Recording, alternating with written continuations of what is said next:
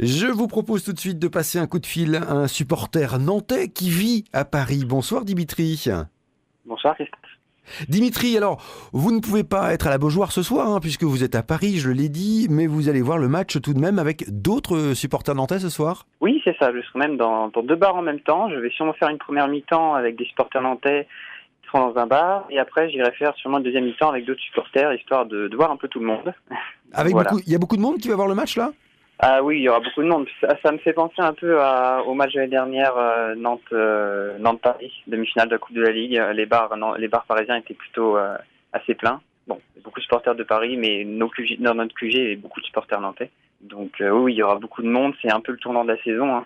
On va dire que globalement, si le FC Nantes est éliminé ce soir, la saison, voilà, sera pratiquement bouclée, Ouais. on va dire. Vous croyez quand même, Dimitri, à l'exploit ce soir?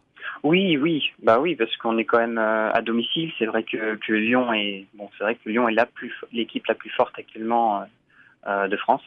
Maintenant, ils vont faire tourner un petit peu, après, pas dans une grosse mesure comme nous, mais pourquoi pas un sentiment de révolte. C'est un peu comme je vous dis, Nantes PSG l'année dernière, on avait envie d'y croire, et quand on regarde le scénario, bah on a bien fait d'y croire parce que ça s'est joué à des détails, à un super Zlatan et malheureusement un arbitrage très très contestable. Donc ce match-là, pourquoi pas le remporter à la régulière avec un public qui va pousser quoi. Et la clé du match, on le disait tout à l'heure, c'est certainement que les Canaries se fassent violence. Vous les croyez capables, vous les Canaries, justement, de se dépasser sur ce match?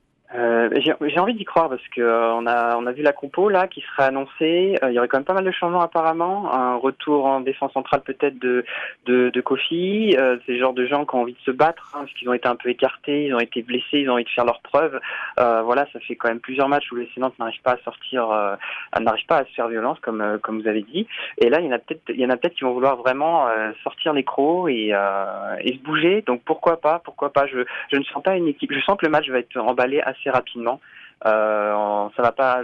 J'ai envie d'y croire que ça va bouger rapidement et qu'on va les bousculer. Il faut vraiment les bousculer rapidement.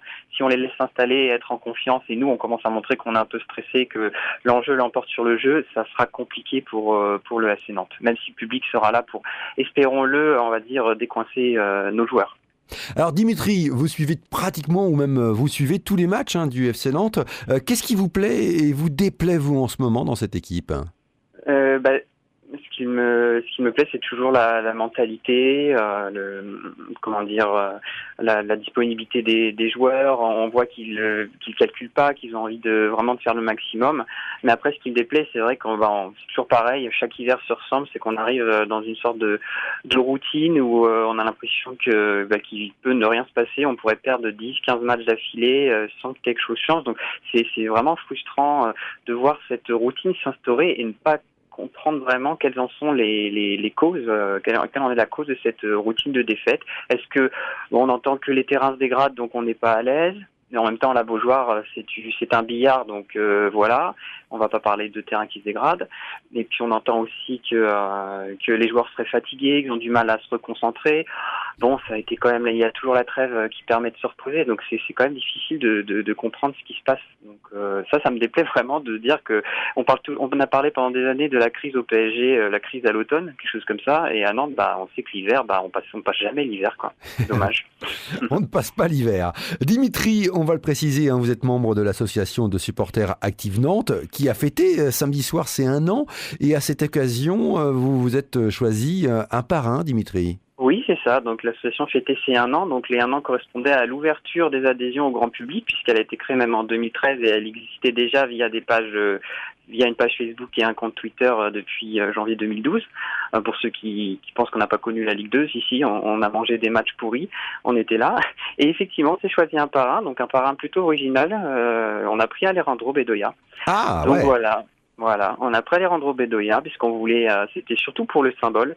On voulait vraiment un parrain original. Donc on était parti peut-être sur un gardien de but ou un parrain au niveau des jeunes ou un parrain étranger, puisque pour un club français, c'est assez original. Et donc on a fait les démarches. Donc c'est un dossier qui a duré quand même 3 mois. On a eu le soutien du FC Nantes on a discuté avec le joueur, ils ont transmis des mails. Donc bon, c'est bien. Nous on se met à l'anglais, puis lui se met au français. Et puis voilà, on espère qu'il sera disponible.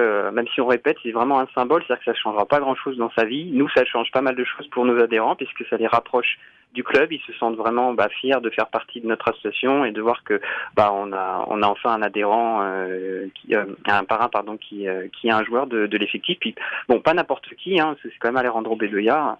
On a quand même beaucoup de réactions depuis hier qui nous disent quand même c'est la classe. Beaucoup sont surpris. Ils disent tiens, Alejandro Bedoya, le parrain des Active Nantes Support, oui, c'est possible. On s'est bougé et puis voilà le résultat. Hein. Ça a mis du temps, mais on l'a. Allez, pour terminer, Dimitri, un prono pour le match ce soir. J'ai envie de dire peut-être victoire de Nantes après prolongation 2-1. Je vois bien un peu peut-être le même scénario que contre le PSG en Coupe de la Ligue. Peut-être des Nantais malheureusement peut-être un peu stressés, un but au hasard lyonnais de Lacazette parce qu'apparemment il en marque. Et puis pourquoi pas une égalisation improbable comme Olivier Végnot l'an dernier avec en début d'année sur sa superbe frappe contre Paris. Et puis une victoire en prolongation, je ne sais pas, même un but du genou d'un défenseur ou un CSC, on prend quoi. Donc voilà, j'ai envie d'y croire. Donc 2-1 après prolongation. Eh ben parfait, c'est noté. Merci beaucoup Dimitri, on vous souhaite un bon match. Merci à vous aussi.